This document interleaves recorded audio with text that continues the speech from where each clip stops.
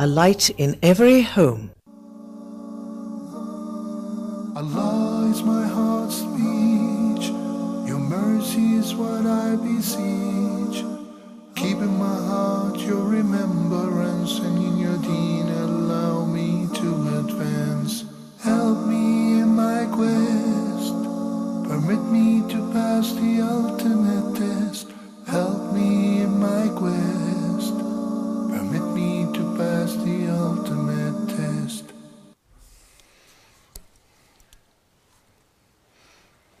السلام عليكم ورحمة الله وبركاته. أعوذ بالله السميع العليم من الشيطان الرجيم من همزه ونفخه ونفثه. بسم الله الرحمن الرحيم. الحمد لله وكفى وسلام على عباده الذين اصطفى لا سيما المصطفى صلى الله عليه وعلى آله وصحبه وسلم تسليما كثيرا. All praise due to Allah alone. We all praise Him and we seek His help. Whomsoever Allah guides is the truly guided one, and whomsoever Allah leaves astray, no one can show him guidance. May the peace and blessings be upon Prophet Muhammad sallallahu alayhi wasallam. Dear brothers and sisters, welcome to a new edition of Ask Huda. Our contact informations are as usual. Phone numbers beginning with area code 002-0238-555-248 or 249. And the email address is ask@huda.tv. The Facebook account is msalah official at Facebook. A couple of pending questions. I will be more than happy, inshallah, to start taking your live calls and concerns. The first one is from Jamshid from United Arab Emirates. His question, or a part of his question, was: is it the sunnah to wipe over your body, basically over your face, after making dua or invocation? This is a matter which has different opinions due to the fact there are a couple of weak ahadith describing that the Prophet ﷺ advised to wipe over your face after making dua, the prayer or invocation. In fact, all these ahadith are weak, and that's why Shaykh al-Islam Ibn Taymiyyah, may Allah have mercy on him, have said it is an act of innovation, because this is ibadah. If you say you have to do this, then this is an act of worship, because it follows an act of worship. It succeeds one of the greatest acts of worship, which is making dua. And as the Prophet ﷺ said, ad-du'a huwa al-ibadah. The entire worship, in summary, is to make dua. In fasting, we invoke Allah. In the prayer, we invoke Allah. In Hajj, we invoke Allah. So asking from Allah is the greatest form of worship. And the Prophet ﷺ said, asking should be only limited to asking from Allah. If you ever ask, you should only ask of Allah subhanahu wa ta'ala. So if it was something prescribed, then definitely all the companions would have known it. And it should have been mentioned in some sound ahadith or by various ways, not necessarily with a continuous testimony, but at least many companions would have heard about it. So that's why they said it's an act of innovation. Some of the scholars said if you do it, it is okay, but it's not sunnah. And if you do not do it, it's better. So I would resort to the view which says it is better not to do it, because we don't have a sound hadith that says the Prophet ﷺ either did it or advised his followers to do it. It would be sufficient to stick to what we know about the Prophet ﷺ and what he said, because this is ibadah. Yusuf, she had a couple of questions, and one of her questions which was not answered is pertaining widows during their iddah, women who have been widowed during their iddah, and attending the Eid prayer, or visiting her in-laws and having lunch with them, or attending parties, and so on. In Surah Al-Baqarah, Allah subhanahu wa ta'ala says, وَالَّذِينَ يُتَوَفَّوْنَ مِنْكُمْ وَيَذَرُونَ أَزْوَاجًا يَتَرَبَّصْنَ بِأَنفُسِهِنَّ أَرْبَعَةَ أَشْهُرٍ وَعَشْرًا. This is ayah number 234 of the second chapter of the Quran, describing the law pertaining the iddah, which is the waiting period whenever a woman loses her husband. Muawiyah ibn Abi Sufyan narrated that the Prophet ﷺ said, it is not permissible for any person to mourn the death of any person beyond 3 days. Even parents, children, brothers and sisters. It doesn't matter how much you love the person. The mourning period is only 3 days. except for mourning the death of a husband. 4 months and 10 days. يتربصن بأنفسهن 4 أشهر وعشرة. And by the way, the period has been reduced from 1 year to 4 months and 10 days. This is if the woman was not pregnant, because if she is pregnant, then the iddah is to give birth. So if the woman who lost her husband gives birth before the 4 months and 10 days, the iddah is over. And also, if she just got pregnant and he passed away afterward, that means she's got to wait for 9 months in order to deliver, or a little more or less, then فَعِدَّتُهُنَّ أَن يَضَعْنَ حَمْلَهُنَّ. The iddah is to wait until she delivers and gives birth. What's restricted during the iddah of al-mutawaffa anha zawjuha, a woman who lost her husband? That she is not allowed to leave home unless if it is needed during the day and necessary during the night. There is a difference between needed and necessary. Needed, she has to go to the clinic, she has to go shopping, she has to, if a woman doesn't have any means of support, a working woman for instance nowadays, and she cannot go working for 4 months, so that's a need during the day. But leaving the house at night is not permissible unless if it is a matter of life or death. She's got to be hospitalized. Not because somebody else is sick and she's got to visit him or her, no. When many companions were martyred on the Battle of Uhud, their wives came to the Prophet ﷺ and said, "O Messenger of Allah, we feel lonely and we feel sorry for the death of our husbands. Is it okay to get together in the house of one of us and have a slumber, I don't want to say slumber party, but get together to spend the night at one of our houses?" The Prophet ﷺ said, "You may get together in one of the houses of any of you during the day. Then at night, every one of you must spend the night in her house." Which house? Because when a woman loses her husband, she may be living with him in the same place. So this is the house in which the husband expired. And she wants to go and live with her family. We say the house which is meant here is the house in which you lost your husband and you were living with him at this time.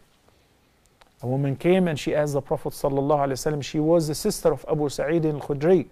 She says if she can go and live with her family, spend the iddah in her family's house, because he did not own the house in which he died, or during this time he died when they were living in this house. The Prophet ﷺ said yes. Then when she was ready to step outside the masjid, he called her back and said, "Repeat your mas'ala again." So she repeated the mas'ala. He said, "No, you spend the 4 months and 10 days in your house, the house of your late husband." And during this iddah, brothers and sisters, the sister is not allowed to, in addition to leaving out or going out, unless if it is needed during the day or necessary at night, to wear any fragrance or perfume. Even though she's at home, wear kahl, surma, or makeup, any kind of makeup, eyeliners, eyelashes, nail polish, lipstick. She's at home, she must mourn the death of her husband.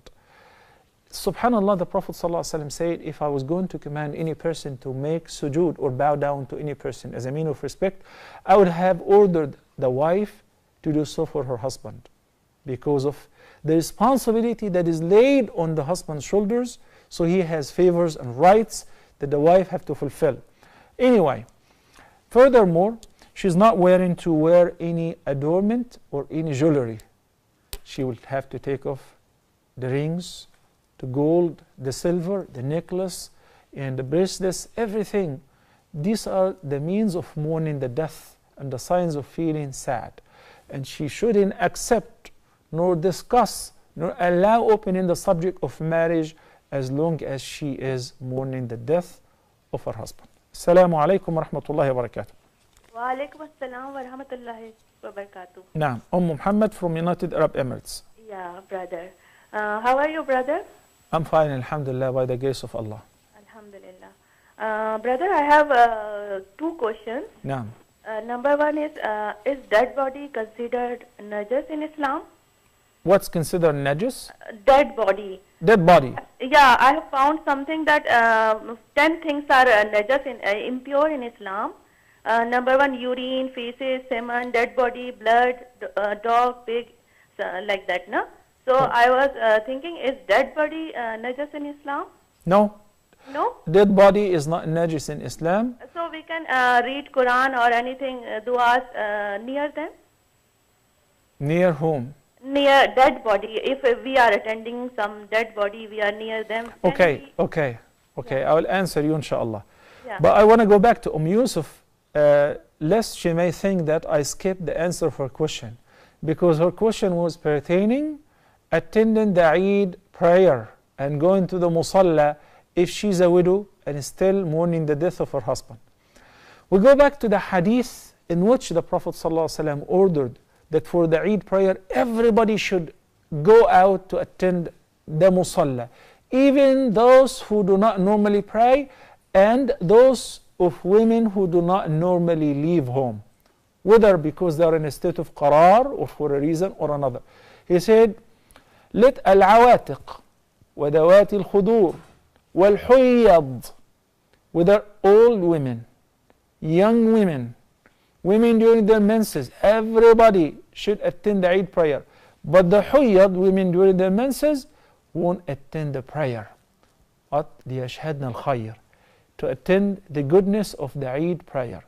So she will be allowed to go out for the Eid prayer. That doesn't apply to Friday prayer or any other congregational prayer or attending any party.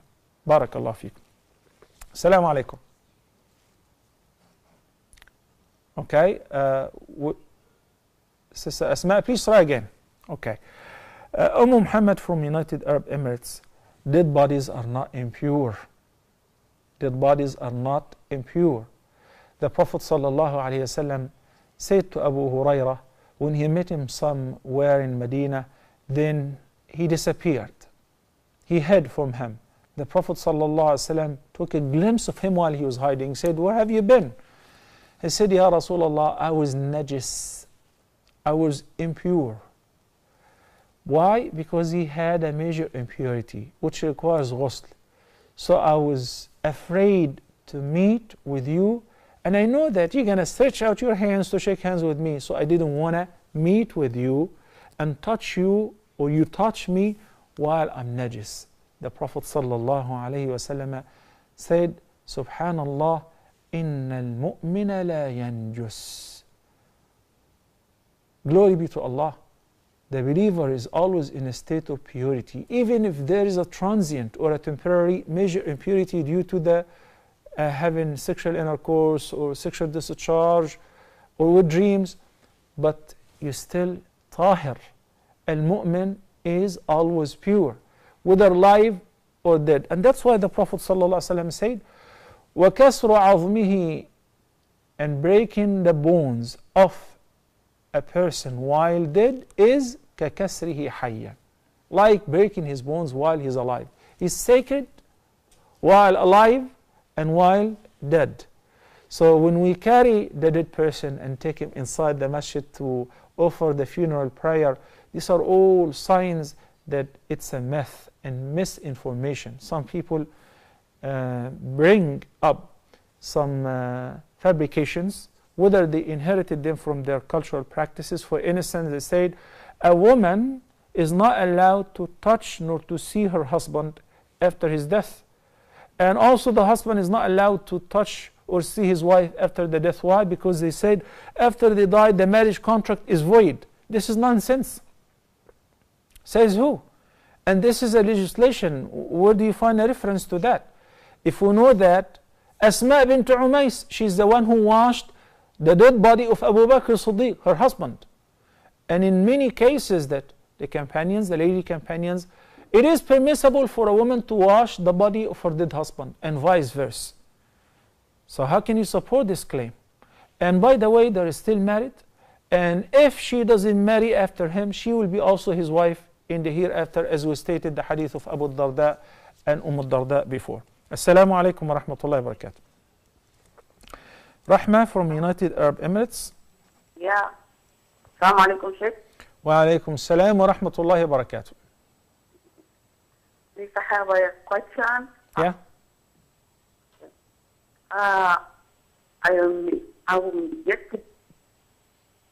I'm trying to pray because I go out. I could go to the mall yesterday, so I forgot to pray Asri.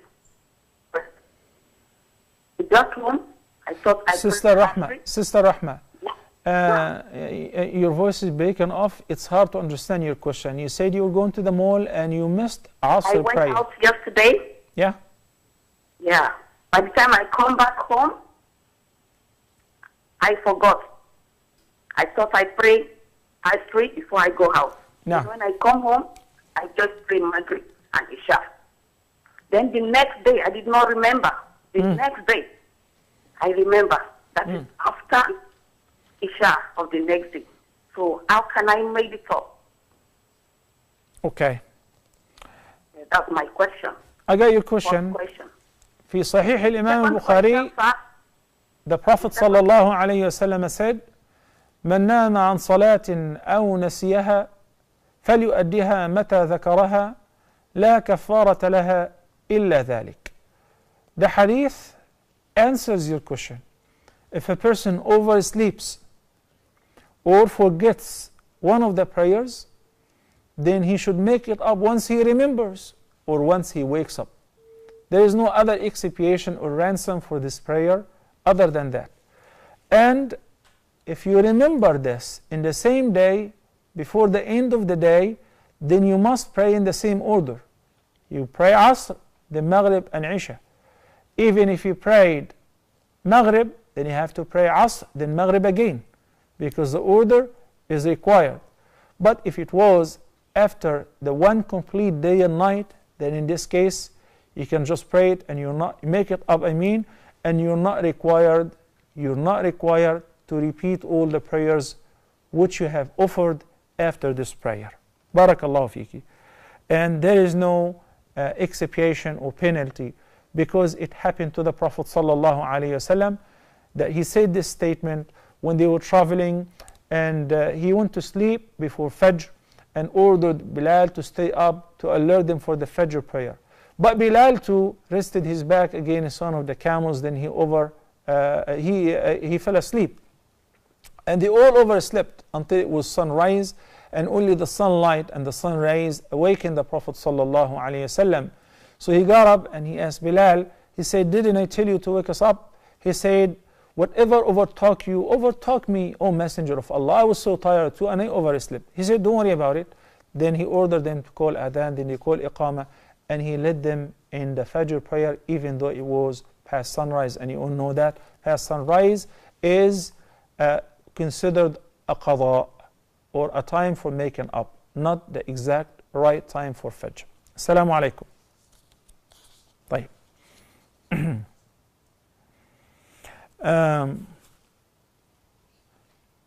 Abdullah from Cairo says, my husband's wedding ring says La ilaha illallah, and mine says Muhammadun Rasulullah. Is it permissible? Sometimes you guys put us in a situation where really we create things, then we believe in them. It is not only about wearing a ring which has La ilaha illallah Muhammadur Rasulullah, because the Prophet ﷺ used to have his ring which was also a seal that says Muhammadun Rasulullah. But it is a tradition and the belief behind it. Why do you wear such ring that says La ilaha illallah Muhammadur Rasulullah? La ilaha illallah for the husband and Muhammad Rasulullah for the wife. And also, upon every phone call, they end up the call by saying La ilaha illallah, and the other party says Muhammadur Rasulullah. If a person is traveling and says La ilaha illallah, so Muhammadur Rasulullah. Of course, this is the best word. This is al-qawlu thabit, the firm belief, and the most wonderful word, and so on. But using it in this position is questionable. Why? Because a person who does so, he believes that if, as long as I keep this ring with La ilaha illallah on one finger, and she keeps the other one, that we will not be separated. We'll be always in love. That's not necessarily true. These are not the means of keeping you together. Also, these are not the means which will bring a person who's absent or keep you protected from any harm. We say La ilaha illallah Muhammadur Rasulullah all the time. All the time. Musa alayhi salam, Prophet Moses, said, "Oh Allah, teach me something to invoke you with." He said, "Moses, say La ilaha illallah." He said, "Well, all your servants said the same. I wanted something special for Musa, for you, for your Kalim." So Allah subhanahu wa ta'ala said, "Oh Moses, if whatsoever in the heavens and the earth and everything that was created was put on one part of the scale, La ilaha illallah on the other part, La ilaha illallah would outweigh all of that. La ilaha illallah is the greatest word. يثبت الله الذين آمنوا بالقول الثابت في الحياة الدنيا وفي الآخرة. Surah Ibrahim. This is al-qawl al-thabit which Allah will keep us firm with in life and upon death and after death, on resurrection and so on. But do not put in a place where, number one, we don't have a wedding ring to begin with. The wedding rings are not Islamic traditions. We all know that is Christian traditions. That's why we see some Muslims who is insistent on wearing wedding ring. I meet people in Arafah performing Hajj, and they're insistent on wearing the ring. It's gold. So I make a lecture, I deliver a speech on the prohibition of wearing gold. I mean, I just talk about it so that I won't point fingers, and I would not say to a particular person, you are committing a major sin, because wearing gold for men is a major sin. And I bring to the attention of the audience that we're all coming to seek forgiveness and beg Allah to pardon us. So on Arafah, he's raising his hands and say, "Oh Allah, forgive me," and he is wearing a gold ring. If you discuss with him, "Why don't you take it off?" "I can't, because it's my wife, she gave it to me." "Okay, well, if you take it off, it doesn't mean that you divorce her. It has nothing to do with marriage, nor does it have anything to prove your love to her or vice versa. So please, wedding rings have nothing to do with Islamic traditions. It says, "Iltamis walau khataman min hadid," when the Prophet ﷺ said to somebody to give as a dowry, because the man buys the wedding ring or buys gold or jewelry as means of adornment for his bride. But it doesn't mean that both have to wear the so-called wedding ring and have Muhammadur Rasulullah on one and La ilaha illallah on the other. Assalamu alaikum, Brother Muhammad from Nigeria. Assalamu alaikum. Wa alaikum assalam wa rahmatullahi wa barakatuh. Assalamu alaikum, Sheikh. Wa alaikum assalam wa rahmatullahi wa barakatuh. I hear you. I have two questions, Sheikh. Yeah, go ahead, please. I have two questions. Well, the first one is that, I have a wife who read law, and she wants to work in an institution which is a mixed institution. Muhammad, a lot of echo. I'm sorry, I can't take the call. A lot of echo that is disturbing the conversation. I cannot hear you. Barakallah feek, please try again from a better line. It seems like we do have a serious problem with the communication. May Allah make it easy for all of us. Okay. There is a question. I cannot read the first name, it's kind of hard, but the last name is Nisa. The questioner says, "I usually pray witr directly after Isha, and I usually wake up before Fajr and pray several rak'ahs. Is this the correct setup?" No, of course not, because the witr, as prescribed by the Prophet ﷺ, is, or it should be, the last prayer of the night. Seal up your prayer with a witr prayer. Unless if it is occasionally that you decided that you're going to pray everything, all the night prayer and the nawafil right after Isha, and you're going to sleep. Then you got alert, you woke up midnight or last third of the night and you decided to pray. You may pray, no problem. But this is something odd or occasionally may take place. But the right setup is to postpone the witr to be the end of the nafl prayer, whether night prayer or tahajjud or whatever you like to call it. So if you fear the Fajr, as the Prophet ﷺ said, pray as much as you want. But if you fear the Fajr, which means if you fear that the Fajr time will enter, فَأَوْتِرْ, then pray witr. Whether 1 rak'ah, which is the least, or 3, or 5, or 7. Okay? But to deliberately pray witr, then go to sleep, and you're planning to get up and pray, and you pray witr before the regular prayer or before the shafa, that is not the right setup, of course. Sherwali from Denmark has a very interesting question. He says, I work in an advertising company which does some limited advertising for alcoholic products. Because I live in Denmark and my employment options are limited, is my money haram? Should I give up my job? Okay, perhaps this hadith will help you understand the answer. The Prophet ﷺ said, لَعَنَ اللَّهُ فِي الْخَمْرِ عَشْرًا. Allah the Almighty has cursed pertaining alcohol and all intoxicants 10 people, including khamr itself, alcohol. So Allah have cursed alcohol and all intoxicants. Then عاصرها ومعتصرها وحاملها وبائعها وشاربها وساقيها. Imagine everybody who deals whether directly or indirectly with alcohol has been cursed by Allah the Almighty. The one who squeezes the grapes in order to produce alcohol is number one. And the one who orders the squeezing process, the one who runs it, is also included. The seller, the buyer, the waiter or the waitress, the one who drinks it, the one who sells it, the one who buys it, the truck driver, and also a person who grows grapes or grows dates or grows whatever, and he sells it to a company, Budweiser, or a company which you already know that they take your crops and they squeeze them and they produce alcohol out of that. All included. Ibn al-Qayyim, may Allah have mercy on him, says, إن الله إذا حرم شيئا حرم الطرق أو الوسائل المفضية إليه التي تفضي إليه. Whenever Allah prohibits anything, then He also prohibits anything that leads to it, that assists in reaching or achieving what is prohibited.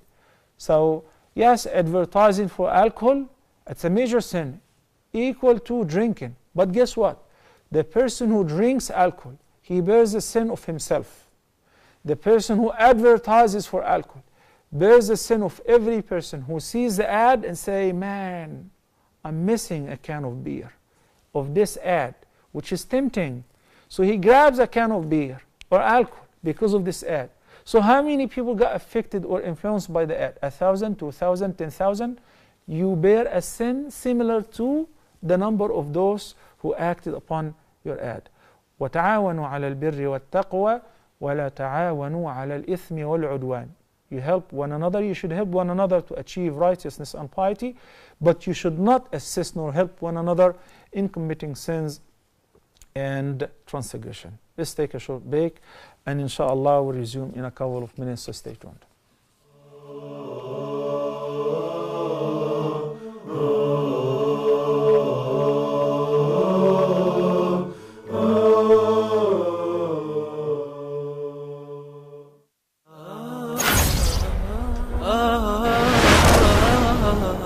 Allah subhanahu wa ta'ala choose whom He wills subhanahu wa ta'ala for His mercy, for His messengership, for the revelation to be revealed. This is not for the human beings to make that decision.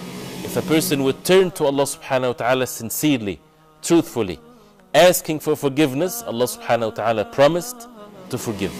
We have as Muslims a duty, and that is to recite the book of Allah, to ponder over the verses, the words of Allah subhanahu wa ta'ala, and to act according to the Quran. The mercy of Allah subhanahu wa ta'ala encompasses everything, but who would this mercy will be for? And the Prophet sallallahu alaihi wasallam was sent to all mankind. So the ummah or the people of the Prophet sallallahu alaihi wasallam, or all mankind since the time of the Prophet sallallahu alaihi wasallam till the day of judgment. Why waste our life without getting to know every verse in the Quran, what Allah subhanahu wa ta'ala wants from us?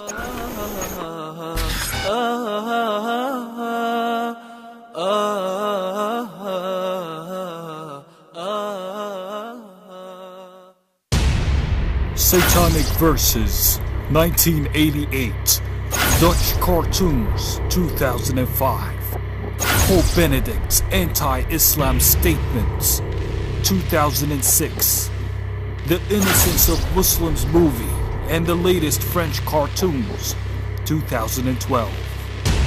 When will this stop? And the subsequent worldwide violence.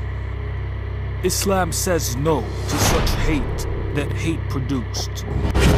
Love is not a word, is not just a word, brothers and sisters. So why do you take the initiative and inflaming the feelings of Muslims? This violates all freedom of speech. This goes beyond any concept of Western values and freedom of speech for sure. This is not free speech. This is called hate speech. How to reach to the other side and let them understand us as well, and know what hurts us and what is not they're supposed not to get close to in their own language. The media here also plays a very important role. It's totally illogical to defend our religion and our prophet in Arabic.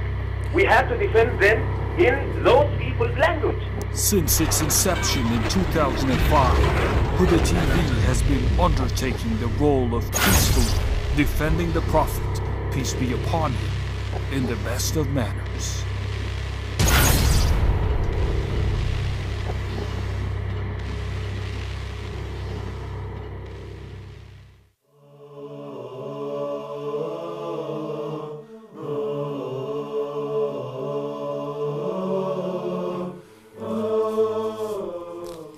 Assalamu alaikum wa rahmatullahi wa barakatuh, and welcome back. Let me remind you with our phone numbers: area code 002-0238-555-248 or 249. There is a question pertaining pessimism or bad omen. Do we believe in these superstitions that due to certain things that it can affect our fate, it can affect the results of several of our acts? For instance, we know that in some societies they are pessimistic of certain numbers, of certain animals, of certain colors, of certain days. We'll speak about this inshallah in a little bit. Assalamu alaikum. Adam from Mauritius. Assalamu alaikum. Assalamu alaikum. Assalamu alaikum, sir. Yeah, how are you, sister? Alhamdulillah. I'd like to have some clarification concerning Salat al-Tunajina. Concerning? Salat Tunajina. What kind of salah? I'm sorry. Tunajina. Tunajina. Prayer in Medina? Some Darood called Tunajina. Salah in Medina? No, some Darood, Salat al-Tunajina. I'm sorry, I didn't get that. That's a big test. I mean, it's a puzzle. I don't understand it. What kind of prayer? Say it in English. Tunjina. Salat Tunjina. Are you talking about the Durood Sharif, the peace and blessings upon the Prophet? Yeah, it's a Darood Sharif called Darood Tunjina. No, okay. I got that. Salatu Nabina. Yes, jazakumullah khair. Okay. ماشي. We'll try inshallah. Maryam from United Arab Emirates. Assalamu alaikum. Assalamu alaikum wa rahmatullah. Sheikh, I want to ask two questions, please. No. My first question, regarding alcohol, Sheikh, we bought a cough syrup for my baby daughter a few days ago. I didn't notice that it has few alcohol content. I want to know, is this haram? Should I discontinue giving it to her? Okay, what is the percentage of the alcohol? I didn't. I will check again, but it has a few percentage. It's cough syrup actually. Okay. And then the second question. My family is not yet Muslim, and inshallah next year we'll go to my country. So I just want to ask, is it okay for me to visit their graves?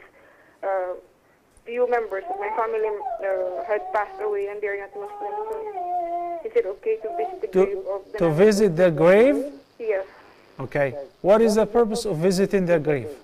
It's cultural. It's just to see. It's like the last time you see them, something like that. Okay. Any other questions? Only that, three. Okay. Thank you, Maryam. Adam from Mauritius. I hope I heard it right. A prayer upon the Prophet ﷺ, or a prayer that will save us. I hope I heard it right. If not, then please try to send your question via email or in writing. We said, and I believe we discussed this in the previous episode, that one of the great deeds is to send the peace and the blessings upon Prophet Muhammad ﷺ. And we said in the hadith of Ka'b ibn Ujara, may Allah be pleased with him, he said, a man said to the Prophet ﷺ, we learn and we know how to give taslim upon you, how to give you salam, to say assalamu alayka ayyuhan nabi. What about the prayer, how to give salah upon you or to you? So the Prophet ﷺ said, say, Allahumma salli ala Muhammadin wa ala ali Muhammad, كما صليت على إبراهيم وعلى آل إبراهيم في العالمين إنك حميد مجيد. There is another narration which you say, اللهم صل على محمد وعلى آل محمد كما صليت على إبراهيم وعلى آل إبراهيم إنك حميد مجيد وبارك على محمد وعلى آل محمد كما باركت على إبراهيم وعلى آل إبراهيم في العالمين إنك حميد مجيد. And this is the last part, the second half of the Durud Sharif in Urdu, or the as-salah upon the Prophet ﷺ, which is known also in the prayer as at-tashahhud. It's known as at-tashahhud because of the first part, to say ashhadu an la ilaha illallah wahdahu la sharika lah wa ashhadu anna Muhammadan abduhu wa rasuluh. In any case, we explain that sending the peace and the blessings upon the Prophet ﷺ is one of the great virtuous acts, and whoever sins once of peace and blessings upon the Prophet ﷺ, in return Allah will bless him for it 10 times. Man salla alayya salatan sallallahu alayhi biha ashra. And the Prophet ﷺ also said, أينما تكونوا فصلوا علي فإن صلاتكم تصلني. Wheresoever you are, send your peace and blessings upon me, because your salah and taslim would definitely reach me. And he also said that Allah will render back the soul to me so that I will respond to you, whether you are in front of my grave or in a distance. So somebody said, Ya Rasulullah, and how will you do so? Reply to our greeting or salah and taslim, وَقَدْ أَرِمْتَ وَقَدْ بَلِيتَ, while your body has been decomposed. The Prophet ﷺ said, indeed, Allah has forbidden the earth from devouring or decaying the bodies of the prophets. So, another incident, a companion said to the Prophet ﷺ, how much should I send peace and blessings upon you? He said, 1/3, 1/2. Ikripama entire time said, then you will be taking care of everything you have. Allah will suffice you for all your needs. Sending the peace and the blessings upon the Prophet ﷺ relieves the person from his worries. And it is one of the best means of accepting our dua, and it is one of the best means of protecting us against harm, against calamities. Because Allah subhanahu wa ta'ala said that He Himself and His angels do send the peace and the blessings upon the Prophet. Inna Allah wa malaikatahu yusalluna ala nabi. Ya ayyuha alladhina amanu sallu alayhi وَسَلِّمُوا تَسْلِيمًا. That can be done whenever, at any say time, before, after prayer, whenever you go to sleep, driving, going back and forth. But getting together for a special meeting, to do a special salah, you call it it will save you, this is an act of innovation. Follow and do not innovate. Assalamu alaikum wa rahmatullahi wa barakatuh. Sajid from United Arab Emirates. Wa alaikum assalam wa rahmatullah. I have a question, Sheikh. Naam. Is there any hadith, Sahih hadith, where Prophet Muhammad sallallahu alaihi wasallam told that if there would have been any prophet after me, then it would have been Umar radiallahu ta'ala. And if it is so, then why Abu Bakr Siddiq radiallahu ta'ala is next after Prophet Muhammad? Okay. Barakallahu fiqh. Jazakallahu khairan, Sajid. Okay.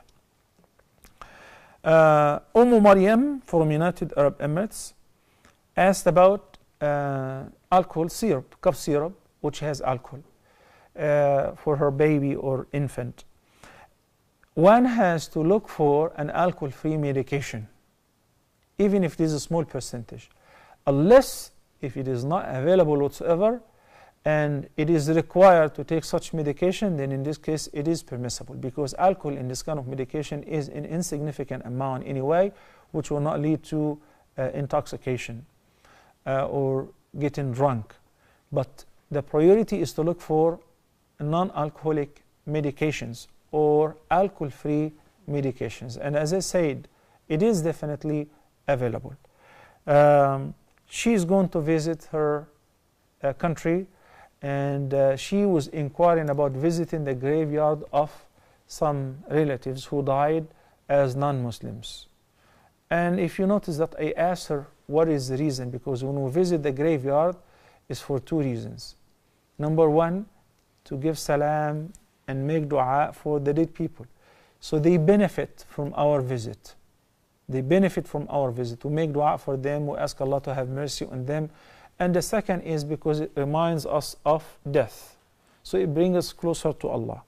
Neither of the two benefits will be achieved by visiting the graveyard or a cemetery of a non-Muslim. This is a place where most likely Allah is taking care of these people who died in a state of disbelief. Have they known the truth and they rejected it, which is most of the case. Most of the case. So my dua to them will be insignificant. It will not help them by any means. As a matter of fact, the Quran forbids us from praying for those who died in a state of disbelief, even if they were close family members. Yet, as long as they're alive, pray for them as much as you can. Pray for their health, for their wealth, for their well-being.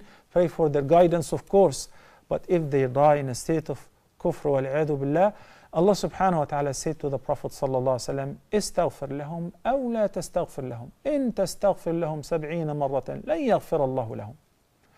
Whether you ask for forgiveness for them or not, even if you continue to seek forgiveness for them 70 times, فَلَنْ يَغْفِرَ اللَّهُ لَهُمْ. Allah will never forgive them because they ran out of credit, because they died in a state of disbelief.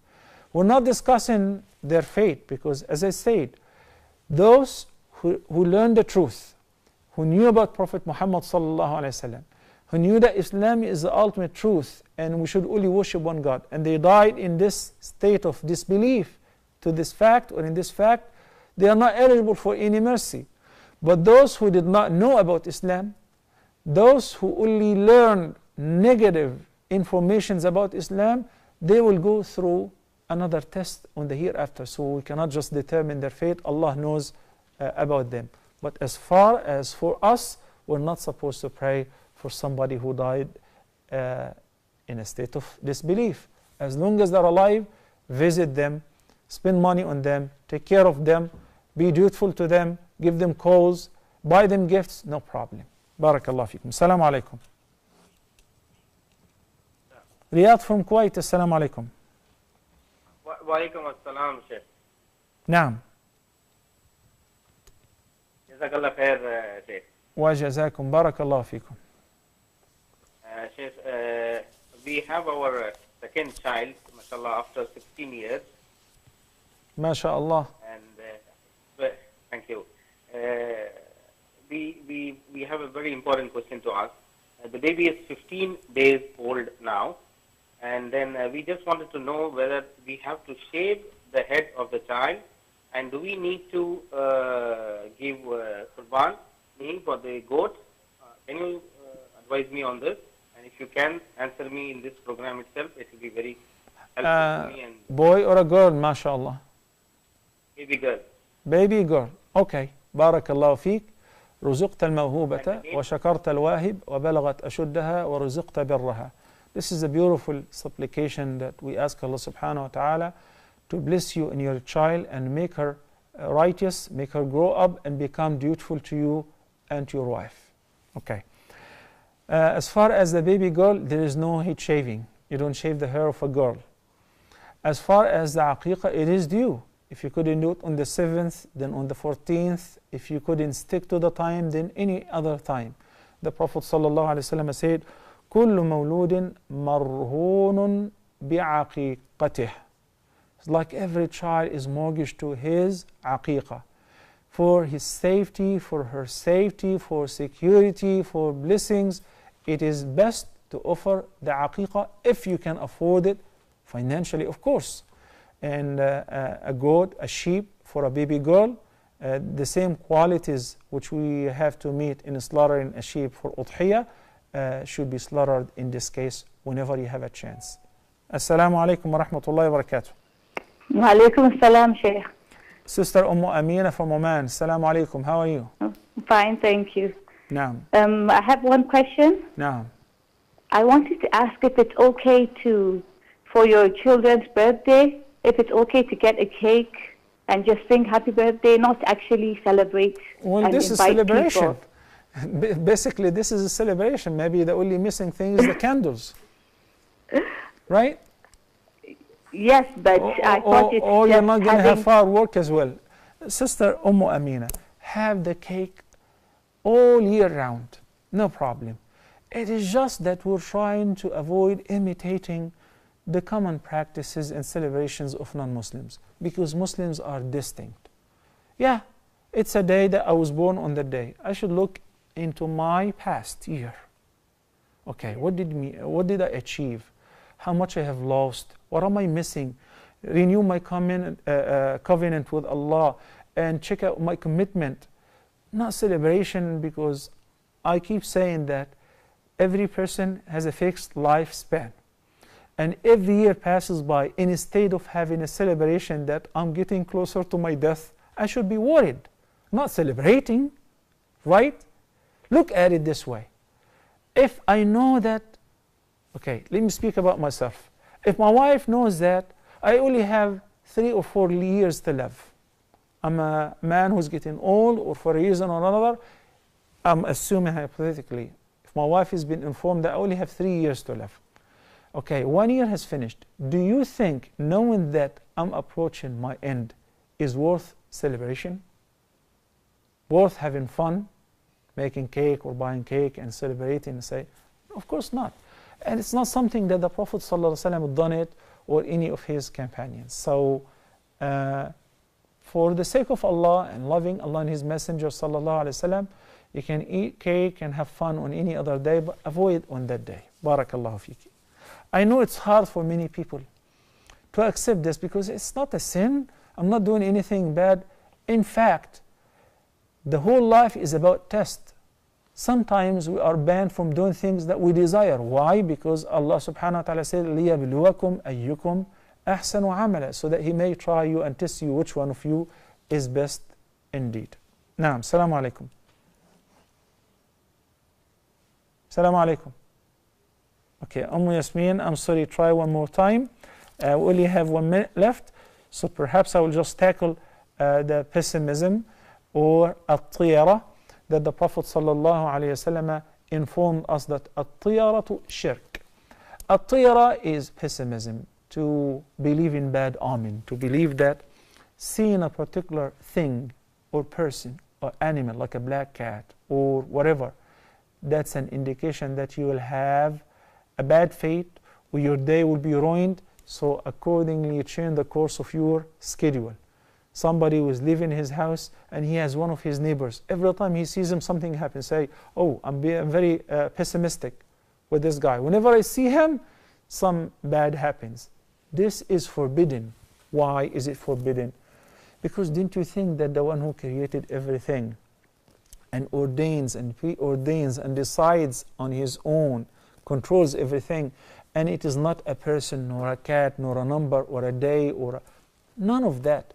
The Prophet ﷺ said, "At-tasha'umu shirk." The Prophet ﷺ said, if you ever feel pessimistic, then you should make this dua. Allahumma la khayra illa khayruk, wa la tayra illa tayruk, wa la ilaha ghayruk. Oh Allah, there is no goodness but in you or your goodness.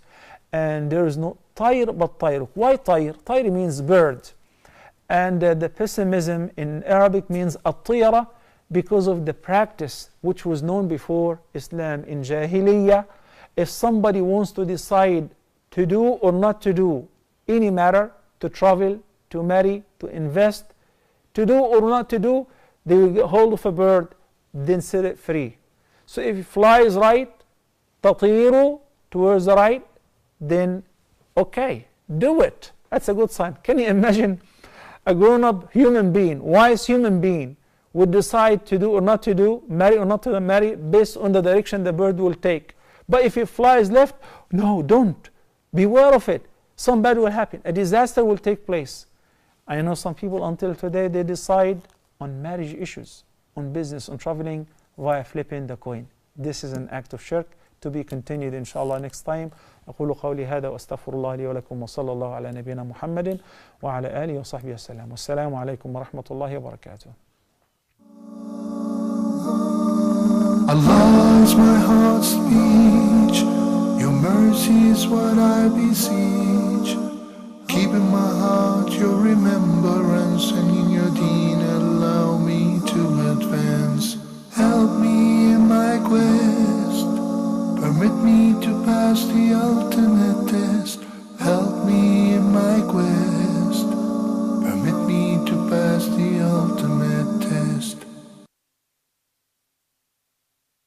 أشهر وعشرة. This is ayah number 234 of the second chapter of the Quran, describing the law pertaining the iddah, which is the waiting period whenever a woman loses her husband. Muawiyah ibn Abi Sufyan narrated that the Prophet ﷺ said, it is not permissible for any person to mourn the death of any person beyond 3 days. Even parents, children, brothers and sisters. It doesn't matter how much you love the person. The mourning period is only 3 days, except for mourning the death of a husband. 4 months and 10 days. يتربصن بأنفسهن أربعة أشهر وعشرة. And by the way, the period has been reduced from 1 year to 4 months and 10 days. This is if the woman was not pregnant, because if she is pregnant, then the iddah is to give birth. So if the woman who lost her husband gives birth before the 4 months and 10 days, the iddah is over.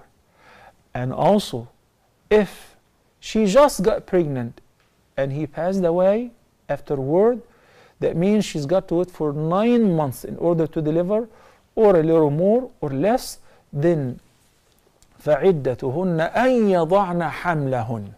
The iddah is to, should only ask of Allah subhanahu wa ta'ala.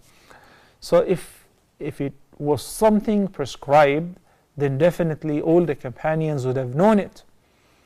And it should have been mentioned in some sound ahadith or by various ways, not necessarily with a continuous testimony, but at least many companions would have heard about it.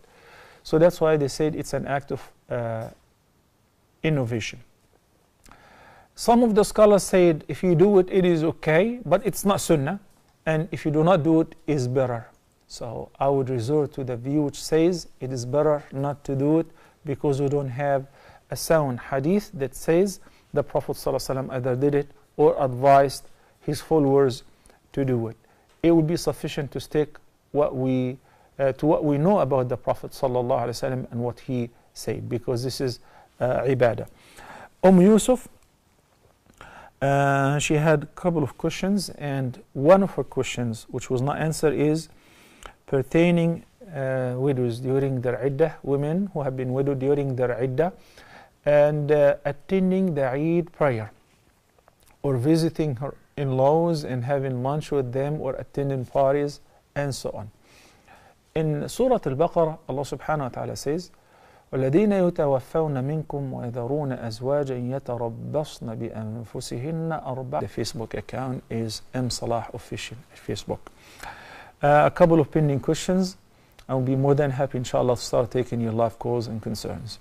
The first one is from Jamshid from United Arab Emirates.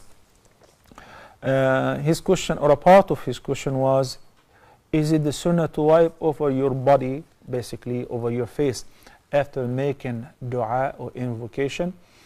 This is a matter which has different opinions due to the fact there are a couple of weak hadith describing that the Prophet ﷺ advised to wipe over your face after making dua, the prayer or invocation. In fact, all these hadith are weak, and that's why Shaykh al-Islam Ibn Taymiyyah, may Allah have mercy on him, have said it is an act of innovation, because this is ibadah.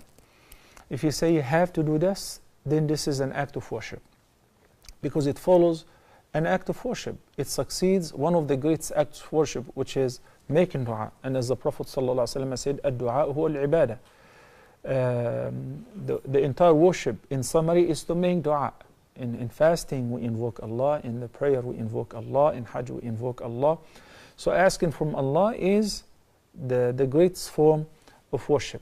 And the Prophet ﷺ said, asking should be only limited to asking from Allah. If you ever ask, wait until she delivers and gives birth. What's restricted during the iddah of al-mutawaffa anha zawjuha, a woman who lost her husband? That she is not allowed to leave home unless if it is needed during the day and necessary during the night. There is a difference between needed and necessary. Needed, she has to go to the clinic, she has to go shopping, she has to, if a woman doesn't have any means of support, a working woman for instance nowadays, and she cannot go working for 4 months, so that's a need during the day. But leaving the house at night is not permissible unless if it is a matter of life or death. She's got to be hospitalized. Not because somebody else is sick and she's got to visit him or her, no. When many companions were martyred on the Battle of Uhud, their wives came to the Prophet ﷺ and said, "O Messenger of Allah, we feel lonely and we feel sorry for the death of our husbands. Is it okay to get together in the house of one of us and have a slumber, I don't want to say slumber party, but get together to spend the night at one of our houses?" The Prophet ﷺ said, "You may get together in one of the houses of any of you during the day." A light in every home. Allah is my heart's speech. Your mercy is what I beseech. Keep in my heart your remembrance, and in your deen allow me to advance. Help me in my quest. Permit me to pass the ultimate test. Help me in my quest. Permit me to pass the ultimate test.